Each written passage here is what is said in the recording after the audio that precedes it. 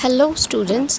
Today we are going to read the poem and we will understand the poem, that is, It's Back to School Again. So, as we all know, that in the month of April, when the new session begins, we all come back to school to start our education.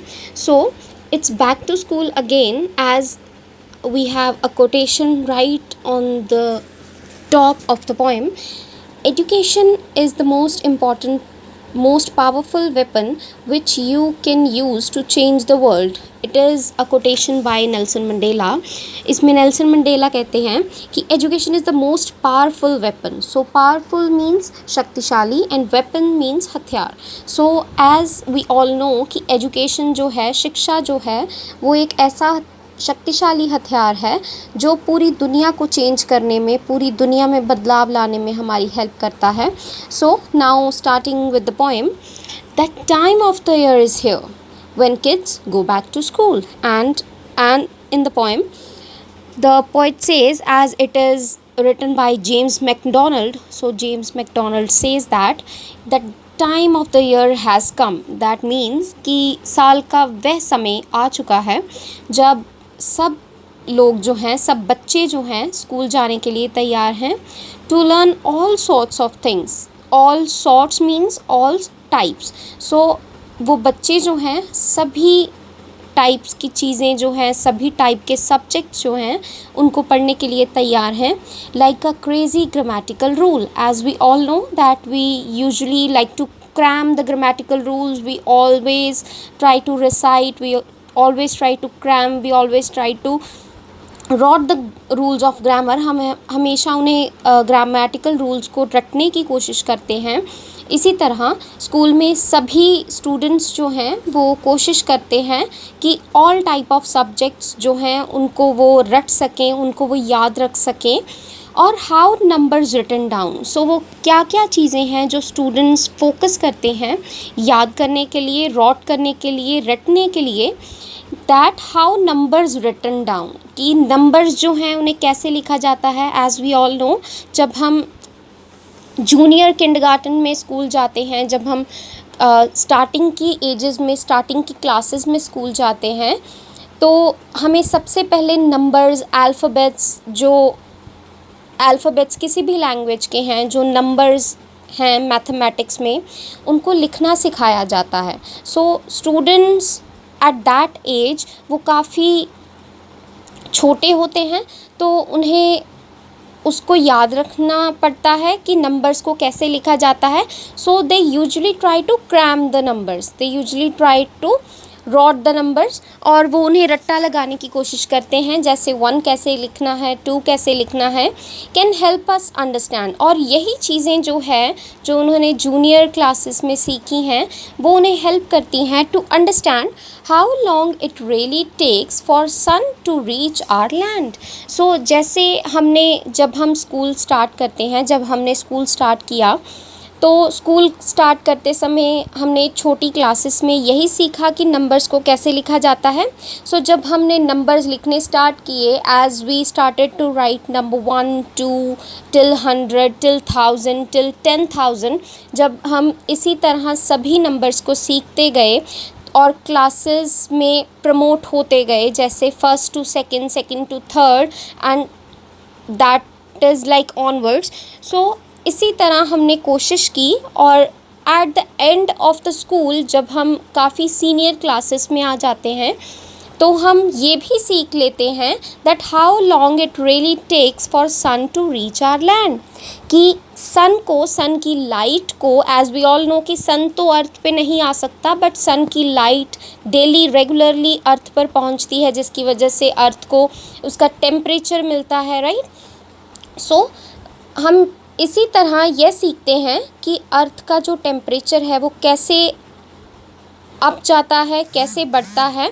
And हम इससे ये पता लगाते हैं, इससे ये भी सीखते हैं that we learn that how the sun rays are coming on. सूरज की रोशनी जो है, सूरज की लाइट जो है, वो अर्थ पर पहुंच रही है और हम मैथमेटिक्स की हेल्प से, फिज़िक्स की हेल्प से उसे कैलकुलेट कर सकते हैं, right.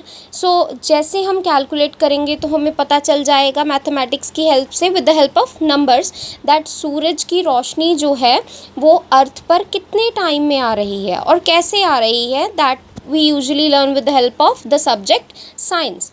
For the sun to reach our land, कि सूर्य की रोशनी अर्थ पर कितने टाइम में पहुंच रही है।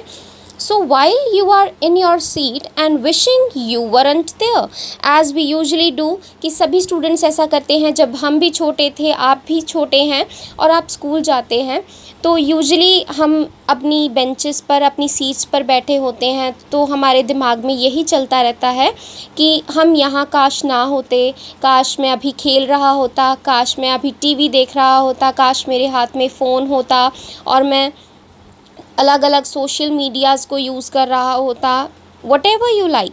सो सभी बच्चे हमेशा यही सोचते हैं कि काश वो इस समय क्लास में ना बैठे होते, कहीं और होते, कुछ मज़ेदार, कुछ एक्साइटिंग कर रहे होते।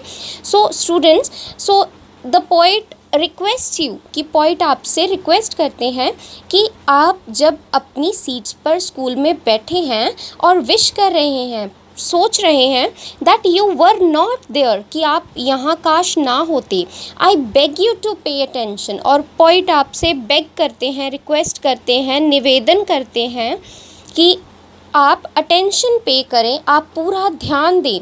For your mind has things to share, आप किस चीज़ पर ध्यान दें, जो आपको सामने क्लास में पढ़ाया जा रहा है। क्योंकि जब क्लास में आपको कुछ पढ़ाया जा रहा है तो as we all know that human mind is quite active. हर बच्चे का दिमाग जो है वो सीखने के लिए हमेशा तैयार रहता है, बस हम सीखना नहीं चाहते। सो अगर हम पूरा ध्यान देकर क्लास में कुछ सीखने की कोशिश करते हैं तो हमारा जो माइंड है वो काफ़ी अलर्ट हो जाता है और वो एक्टिवली वर्क करना शुरू कर देता है। Because it take all sorts of minds for our race to be its best, क्योंकि हमारा जो माइंड है वो हर चीज़ को सीखने के लिए हमेशा तैयार रहता है।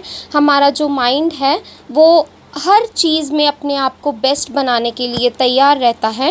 And ensuring your is sharp will ensure we pass the test. और जब हम ये डेफिनेट कर लेते हैं, जब हम ये अश्योर कर लेते हैं कि हमारा जो ब्रेन है वो एक्टिवली वर्क कर रहा है, एक्टिवली हम क्लासेस में लेक्चर्स को सुन रहे हैं, टीचर्स की बातों पर ध्यान दे रहे हैं और बिल्कुल शरारतें नहीं कर रहे क्लासेस में, और ना ही हम क्लास में अपना ध्यान जो है डाइवर्ट होने दे रहे हैं सब्जेक्ट से, तो it will ensure that we are going to pass the test.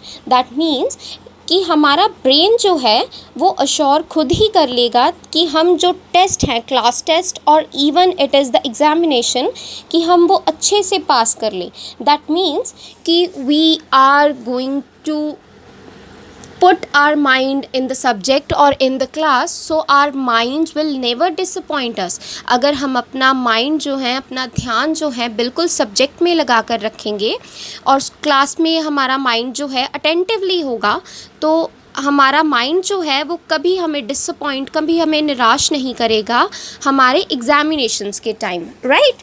So I hope you must have enjoyed this poem and you must have enjoyed the explanation as well, and I hope you will learn this poem and you will learn the explanation of the poem. Now I think you have deeply understood the poem, so I would like to thank all of you for your concentration and for giving your time in this class. And now in the next class we will be doing the question answers and also the back exercise of this poem. That's all for now, and I hope you have enjoyed the lesson.